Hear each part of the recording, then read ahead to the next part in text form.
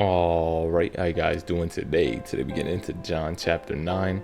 First things first though, make sure you like that video, hit a little exit full screen, scroll a little bit, like it, full screen it back up. Let's go. And before y'all say anything, same shirt, different day. I recorded that one in this shirt, woke up, went to the gym. I was gonna shower right now, but I'm like, nah, I want to read the word. So let's do that. You feel me? As he went along, he saw a man blind from birth. His disciples asked him, Rabbi, who sinned, this man or his parents, that he was born blind? Neither this man nor his parents sinned, said Jesus, but this happened so that the works of God might be displayed in him. As long as it is day, we must do the works of him who sent me.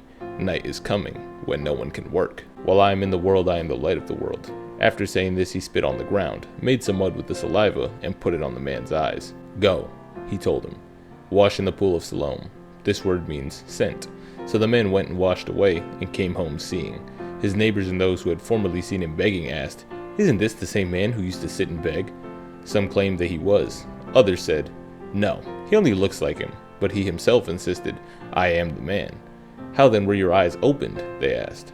He replied, The man they called Jesus made some mud and put it on my eyes. He told me go to Siloam and wash, so I went and washed, and then I could see. Where is this man? They asked him. I don't know, he said. They brought to the Pharisees the man who had been blind. Now, the day on which Jesus made the mud and opened the man's eyes was the Sabbath. Therefore the Pharisees also asked him how he had received his sight.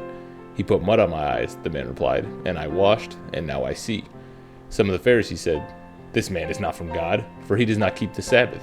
But others asked, How can a sinner perform such signs? So they were divided. Then they turned again to the blind man. What have you to say about him? It was your eyes he opened. The man replied, He is a prophet. They still had not believed that he had been blind and had received his sight until they sent for the man's parents. Is this your son? They asked. Is this the one you say was born blind? How is it that now he can see? We know he is our son, the parents answered, and we know he was born blind. But how he can see now, or who opened his eyes, we don't know. Ask him. He is of age, he will speak for himself. His parents said this because they were afraid of the Jewish leaders who had already decided that anyone who acknowledged that Jesus was the Messiah would be put out of the synagogue. That was why his parents said, He is of age, ask him. A second time they summoned the man who had been blind. Give glory to God by telling the truth, they said. We know this man is a sinner. Whether he is a sinner or not, I don't know. One thing I do know, I was blind, but now I see. Then they asked him, What did he do to you? How did he open your eyes?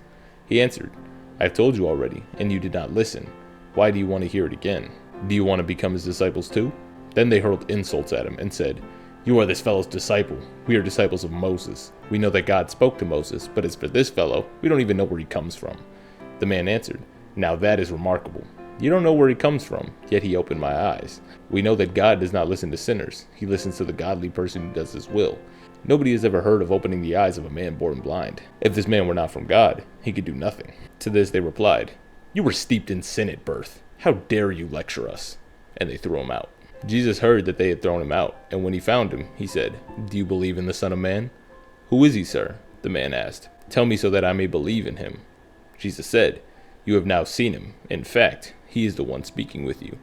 Then the man said, Lord, I believe. And he worshipped him. Jesus said, For judgment I have come into this world, so that the blind will see and those who will see become blind. Some Pharisees who were with him heard him say this and asked, What, are we blind too? Jesus said, If you were blind, you would not be guilty of sin. But now that you claim you can see, your guilt remains. So there's two major things that stick out to me about this chapter. The first one is that people assume that that man sinned because he was born blind. But Jesus said, This happened so that the works of God might be displayed in him.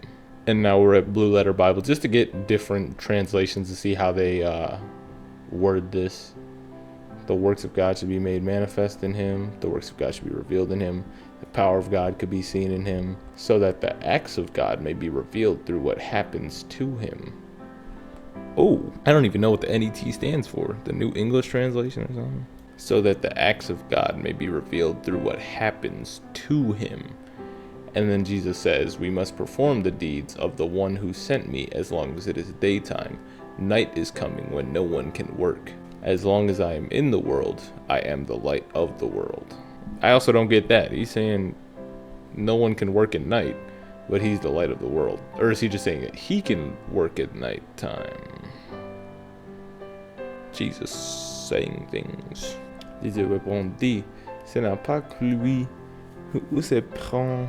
Y'all, low key, to practice my French, I might peep the LS. The LS version, no cap. See if I can understand some of these words. Jesus. Jesus with the X. Jesus répondit. And then the second thing that stuck out to me was the last verses, and it's titled Spiritual Blindness. And Jesus says, for judgment I've come into this world, so that the blind will see, and those who see will become blind. And the Pharisees who were with him heard him say this, and asked, what, are we blind too? And Jesus says, if you were blind, you would not be guilty of sin. But now that you claim you can see, your guilt remains. So he's saying because they say that they can see, they're guilty. But if they were blind, they would not be guilty of sin. So if they were blind, they wouldn't sin. They'd be free from sin if they were blind. But at the beginning, he was saying who sinned because he's blind. But Jesus is saying if you were blind, you would not have sinned, or you wouldn't be guilty of your sin. So I really am confused, because it's like if you sin, you're blind, but if you're blind, you're not guilty of sin. And I wonder if that means if you were blind, you wouldn't be guilty of sin because he's gonna save you, just like he did that blind man. Like, I'm gonna cure your blindness and then tell you to sin no more, so you won't sin anymore because you had an encounter with me. I wonder if that's what he's getting at here, but I don't know. Definitely gonna have to watch a sermon about it, but I will get back to you about it. All right, that's gonna be the end of the chapter. Hope you guys have yourselves a fantastic rest of your day. Peace.